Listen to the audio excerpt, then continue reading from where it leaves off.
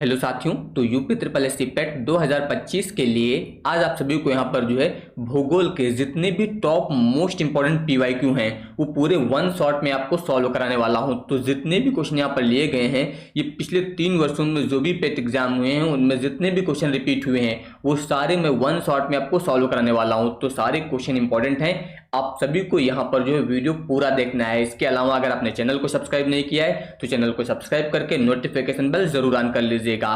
देखिए यहाँ पर क्वेश्चन है कि निम्नलिखित में से कौन सी हिमालयी नदी तंत्र की नदियां हैं, इनमें से कौन सी नदियां हैं जो हिमालयी नदी तंत्र की नदियां हैं। यहाँ पर दिया गया कावेरी, गंगा, ब्रह्मपुत्र, गोदावरी। तो याद रखिएगा गंगा और इसके अलावा ब्रह्मपुत्र ये दो नदियां ऐसी हैं जो हिमालयी नदी तंत्र की जो है नदियां होती हैं। तो यहां पर ध्यान दीजिए विकल्प नंबर सेकंड और थर्ड आपका यानी कि इसका विकल्प नंबर सी सही होगा जिसमें सेकंड और थर्ड दिया गया है। तो गंगा और ब्रह्मपुत्र ये हिमालयी नदी तंत्र की नदियां हैं। अगला क्वेश्चन यहाँ पर है कि निम्नलिखित में से कौन सी नदी ऐतिहासिक रूप से कर्नाटक के दक्षिण में बंटवाल नदी के रूप में जानी जाती है। कहाँ की बात हुई है? कर्नाटक की। और कौन सी नदी की बात हुई है? बंटवाल नदी के रूप में जो है जानी जाती है। तो याद रखिएगा नेत्रावती नदी ये जो नदी है ये कर्नाटक के दक्षिण में बंटवाल नदी के रूप में जो है जानी जाती है। तो ये आप लोग याद रखिएगा।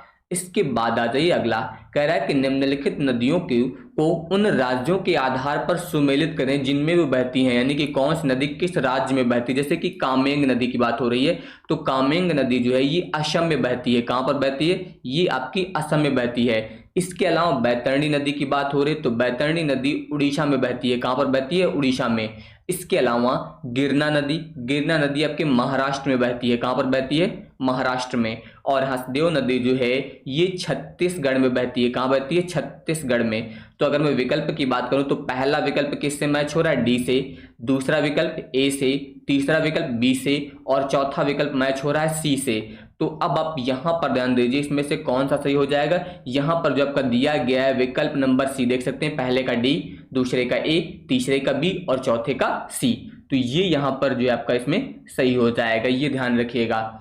अगला देखिए यहाँ पर कह रहा है कि निम्नलिखित में से किस नदी को बिहार का शोक कहा जाता है। बहुत पूछा जाता है ये क्वेश्चन, याद रखिए ज्यादातर यहाँ पर ये कॉम्पिटिटिव एग्जाम में देखने को मिलेगा। बिहार का शोक, तो बिहार का शोक जो है वो कोसी नदी को बोलते हैं। किसको बोलते हैं? कोसी नदी। ये नदी जो है अपना मार्ग बदलने और इसके अलावा आकस्मिक बाढ़ लाने के लिए प्रसिद्ध है। कौन सी नदी? कोसी नदी। इसको बिहार का शोक बोला जाता है। इसके बाद अगला यहाँ पर है कि निम्नलिखित में से कौन सा विश्व का सबसे बड़ा नदी द्वीप है। सबसे बड़ा नदी द्वीप याद रखिएगा कौन सा है? मांजुली द्वीप। कौन सा है? मांजुली द्वीप, जो कि कहां पर है? ये ब्रह्मपुत्र नदी में निर्मित है, जो कि असम राज्य में है, ये याद रखिएगा।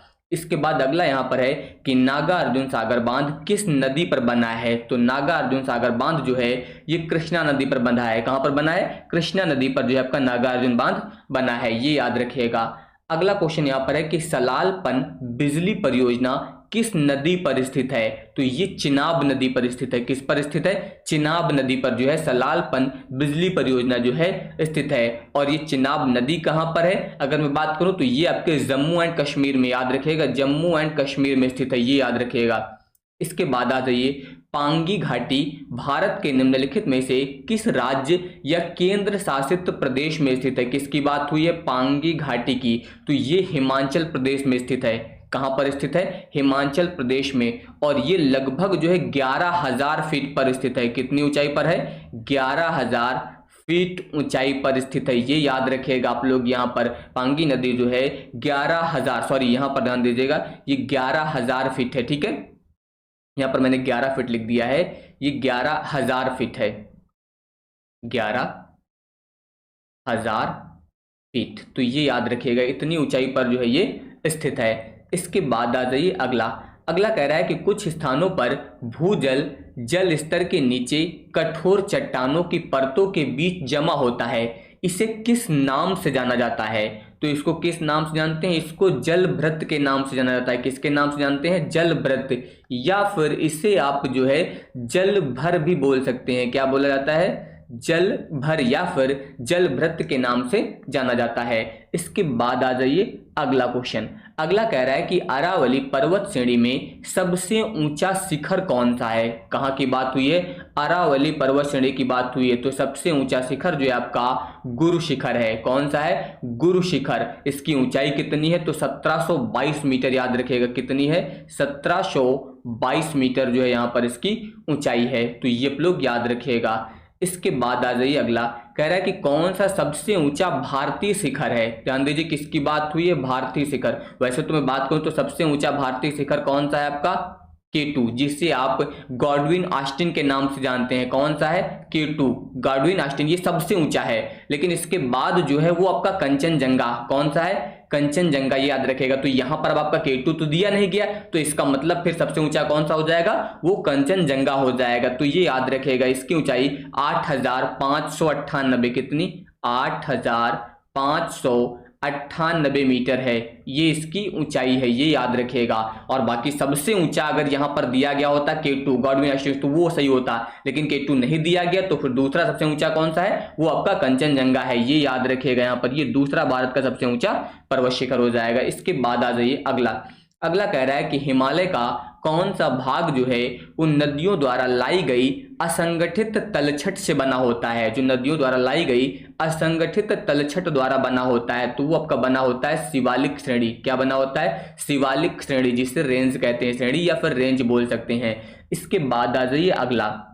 अगला कह रहा है कि उड़िया पठार भारत के निम्नलिखित में से किस राज्य में स्थित है। उड़िया पठार जो है किस राज्य में स्थित है, तो उड़िया पठार जो है आपका राजस्थान में स्थित है। कहां पर स्थित है, ये राजस्थान में जो है स्थित है। इसके बाद आ जाइए अगला, कह रहा है यहाँ पर कि मिलम ग्लेशियर भारत के निम्नलिखित में से किस राज्य या फिर केंद्र शासित प्रदेश में स्थित है। किसकी बात हुई है, यहाँ पर मिलम ग्लेशियर की बात हुई है, तो ये उत्तराखंड में स्थित है। कहां पर स्थित है, उत्तराखंड में, ये याद रखिएगा, कहां पर स्थित है, उत्तराखंड में स्थित है।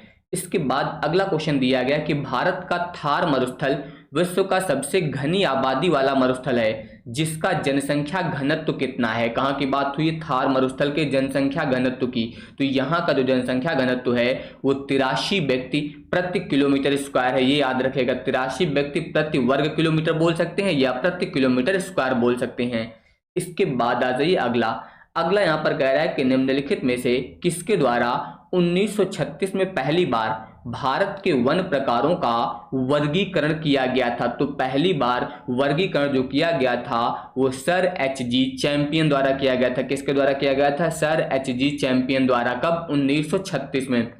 इसके बाद आ जाइए अगला, कह रहा है कि सागौन के जंगल भारत के निम्नलिखित में से किस राज्य में पाए जाते हैं। किसके जंगल की बात हुई है, सागौन के जंगल की, तो सागौन के जंगल जो है वो मध्य प्रदेश में पाए जाते हैं। कहां पर पाए जाते हैं, मध्य प्रदेश में जो है पाए जाते हैं।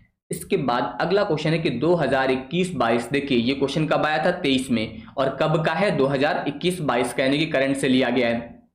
तक भारत में 1319 रिपोर्टेड प्रतिवेदित खदानें हैं। इनमें से सबसे अधिक जो है कहां पर है, 263 खदानें भारत के निम्नलिखित में से किस राज्य में है। देखिए 1319 में से सबसे अधिक 263 कहां पर स्थित हैं, तो याद रखिएगा ये मध्य प्रदेश में स्थित हैं। सबसे ज्यादा जो है मध्य प्रदेश में है। इसके बाद अगर मैं बात करूं तो दूसरे और तीसरे नंबर पर आपका गुजरात और कर्नाटक आएगा। कौन सा आएगा, गुजरात और कर्नाटक, लेकिन सबसे अधिक की बात होगी तो सबसे अधिक मध्य प्रदेश में है। इसके बाद अगला क्वेश्चन है कि राजस्थान में खेतड़ी परियोजना किसके उत्पादन के लिए प्रसिद्ध है। खेतड़ी परियोजना जो है ये किसके उत्पादन के लिए, तो याद रखिएगा तांबा के उत्पादन के लिए। खेतड़ी परियोजना जो है तांबा उत्पादन के लिए जो है प्रसिद्ध है। इसके बाद अगला है यहाँ पर कि राजस्थान के जालौर जिले में किस प्रकार का ग्रेनाइट पाया जाता है। कहाँ की बात हुई है, जालौर जिले की, किस प्रकार का ग्रेनाइट पाया जाता है, तो यहाँ पर जो है याद रखिएगा रोजी पिंक यानी कि गुलाबी ग्रेनाइट पाया जाता है। कौन सा, गुलाबी ग्रेनाइट, जिसे रोजी पिंक के नाम से जानते हैं। अगला यहाँ पर है निम्नलिखित में से किस राज्य में हाल ही में यूरेनियम खनन भंडार पाए गए हैं। हाल ही में जो है यूरेनियम खनन भंडार की बात हुई है, तो कहाँ पर पाए गए, ये राजस्थान में पाए गए हैं। कहाँ पर पाए गए, राजस्थान में पाए गए हैं, ये याद रखिएगा। इसके बाद अगला है कि निम्नलिखित में से किसे भूरा यानी कि ब्राउन कोयला भी कहा जाता है, तो ब्राउन कोयला जो है वो लिंगनाइट को बोलते हैं। किसको बोलते हैं? लिंगनाइट को जो है ब्राउन कोयला बोला जाता है। इसके बाद आ जाइए अगला है भिलाई इस्पात संयंत्र के लौह अयस्क स्रोत हैं, यानी कि भिलाई इस्पात संयंत्र जो है इसके लौह अयस्क की बात हुई है तो कौन से हैं? दल्ली राजहरा। याद रखिएगा लौह अयस्क स्रोत कौन सा है? दल्ली राजहरा। ये लौह अयस्क स्रोत हैं, ये याद रखिएगा यहाँ पर दल्ली राजहरा, ये सही हो जाएगा यहाँ पर। इसके बाद आ जाइए यहाँ पर अगला क्वेश्चन यहाँ पर क्या कह रहा है कि टाटा पावर सोलर ने किस राज्य में भारत की सबसे बड़ी फ्लोटिंग यानी कि तैरती सौर ऊर्जा परियोजना शुरू की है? तैरती सौर ऊर्जा परियोजना जो है वो केरल में शुरू की गई है। कहाँ पर शुरू की गई है? केरल में शुरू की गई है, तो ये याद रखिएगा। इसके बाद अगला यहाँ पर क्वेश्चन है कि कितने भारतीय राज्य नेपाल से सीमा साझा करते हैं? कितने भारतीय राज्य जो हैं वो नेपाल के साथ जो है सीमा साझा करते हैं? तो याद रखिएगा 5 राज्य। यहाँ पर नेपाल के साथ कितने राज्य साझा करते हैं? 5 राज्य जो है यहाँ पर साझा करते हैं। इसके बाद निम्नलिखित में से कौन जो है भारत का पड़ोसी देश नहीं है? इन चारों में कौन ऐसा है जो भारत का पड़ोसी देश नहीं है? देखिए म्यांमार है, मालदीव है, चीन भी है, यानी कि यूएई, ये जो है भारत का पड़ोसी देश नहीं है, तो ये याद रखिएगा।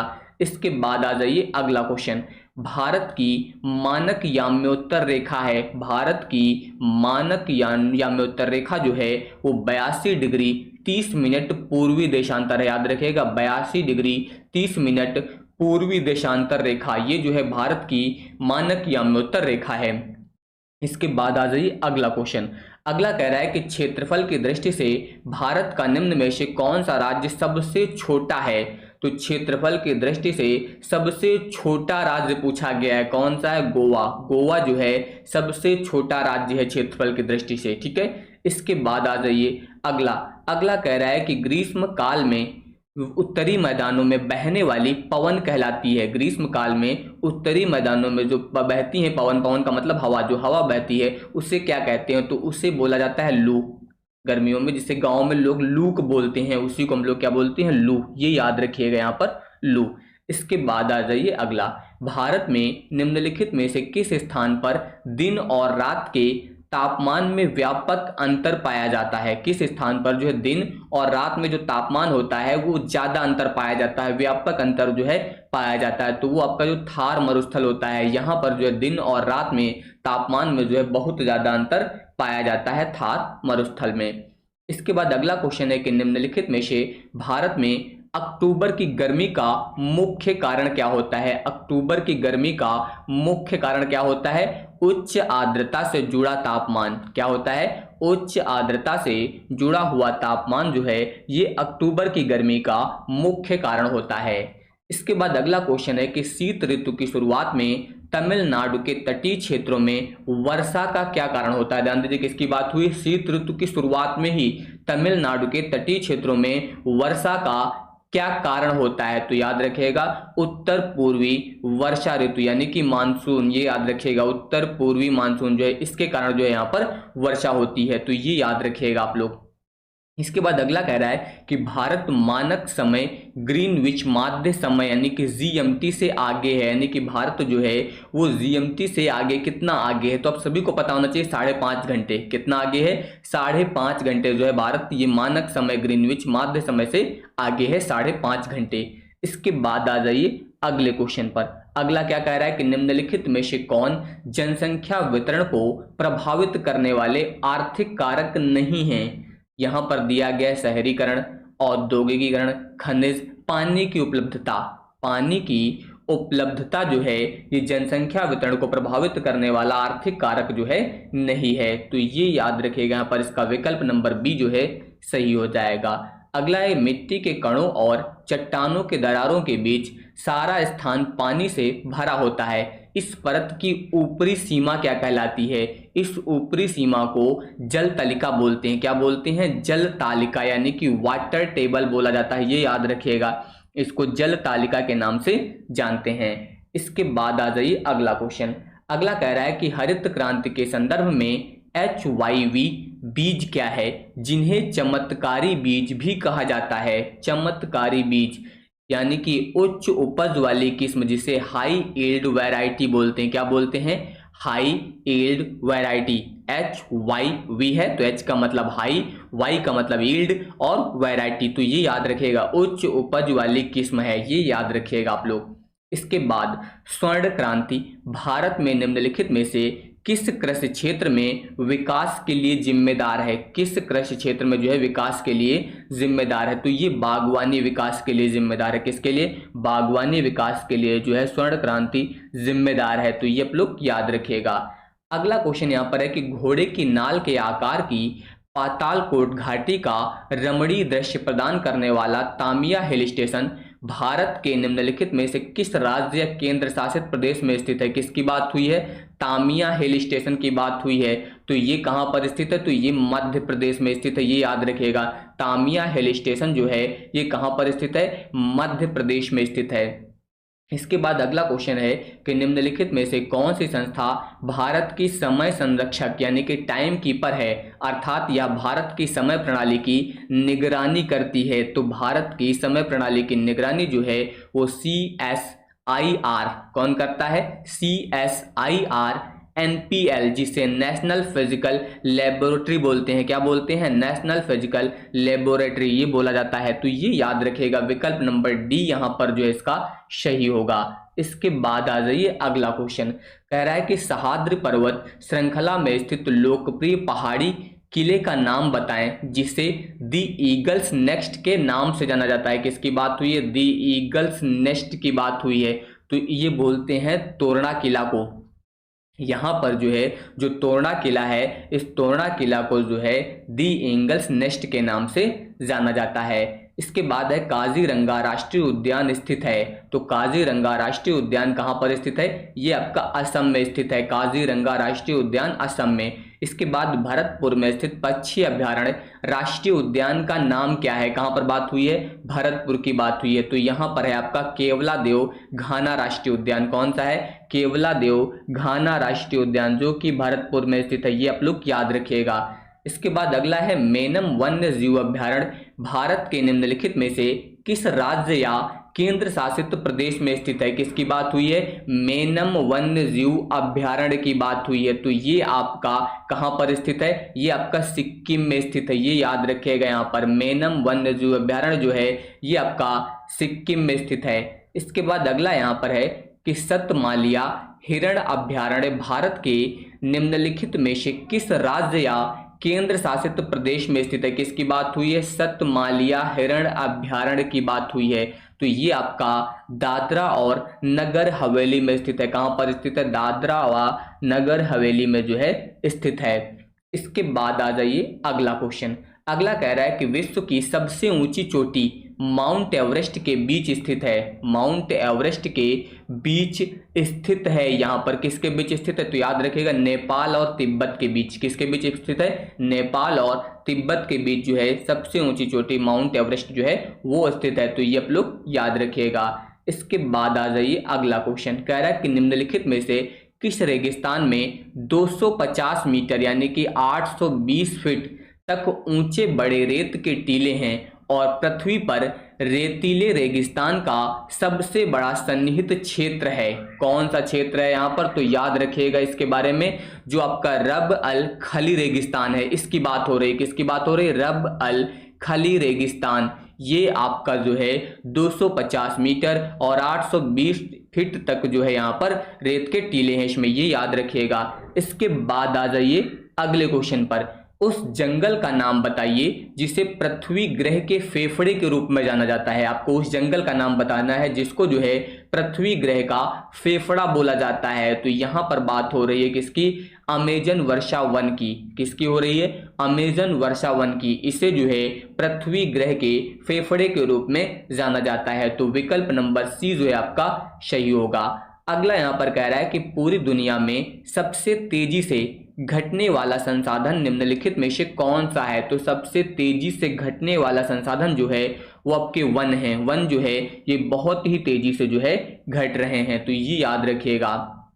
अगला कह रहा है कि अल नीनो एक जटिल मौसम प्रणाली है जो हर 3 से 7 साल में एक बार दिखाई देती है। यहाँ अल नीनो शब्द का अर्थ पूछा जा रहा है, यानी कि अल नीनो का जो है अर्थ क्या होता है? तो अल नीनो का अर्थ होता है बाल मसीह। क्या होता है? बाल मसीह, या फिर से आप बोल सकते हैं चाइल्ड क्राइस्ट। क्या बोला जाता है? चाइल्ड क्राइस्ट के नाम से जो है इसको जानते हैं।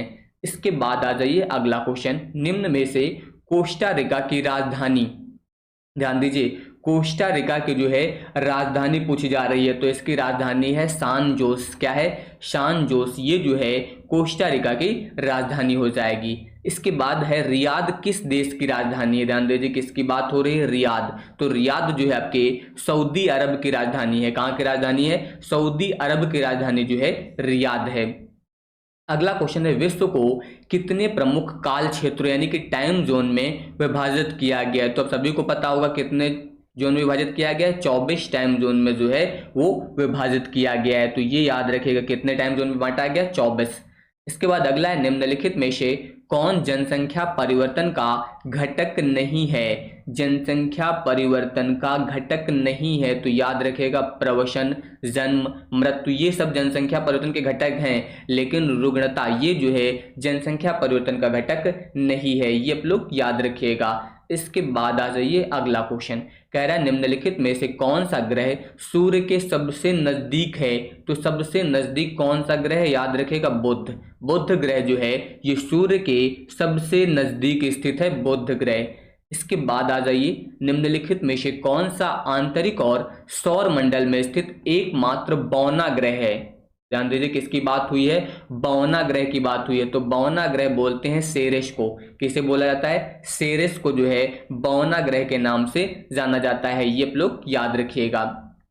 इसके बाद आ जाइए, वसंत विषु होता है, वसंत विषु जो होता है ये आपका 21 मार्च को होता है। कब होता है? 21 मार्च को जो है आपको वसंत विषु होता है। तो ये याद रखिएगा 21 मार्च को। इसके बाद आ जाइए, अगला क्वेश्चन यहाँ पर है कि उस जलद मरुमध्य का नाम बताइए जो जावा सागर को हिंद महासागर से जोड़ता है। ध्यान दीजिए, किसकी बात हुई है? जावा सागर को हिंद महासागर से जोड़ता है आपका सुंडा जलद मरुमध्य। याद रखिएगा, कौन जोड़ता है? सुंडा जलद मरुमध्य। ये जो है जावा सागर को हिंद महासागर से जो है जोड़ता है। तो विकल्प नंबर सी आपका सही होगा। इसके बाद अगला क्वेश्चन ध्यान दीजिए, अगला यहाँ पर दिया गया है, लेक तुर्काना दुनिया की सबसे बड़ी रेगिस्तानी झील है। यह दुनिया के निम्नलिखित में से किस देश में स्थित है? तो ये आपके केन्या में स्थित है। कहाँ पर स्थित है? लेक तुर्काना ये झील जो है केन्या में स्थित है। कहाँ पर स्थित है? केन्या में। और ये दुनिया की सबसे बड़ी रेगिस्तानी झील है, ये याद रखिएगा, ठीक है।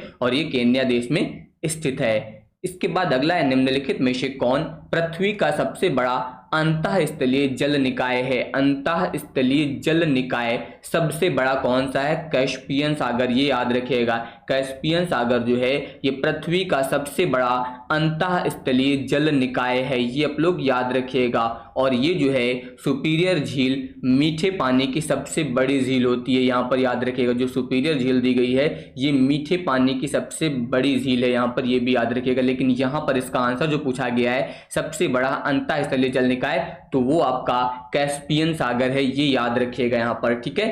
तो अगर आप सभी लोगों को ये वीडियो पसंद आया हो तो वीडियो को लाइक, शेयर और चैनल को सब्सक्राइब जरूर कर लीजिएगा, ताकि इस तरह की क्लासेस जो आप सभी को मिलती रहेंगी। धन्यवाद।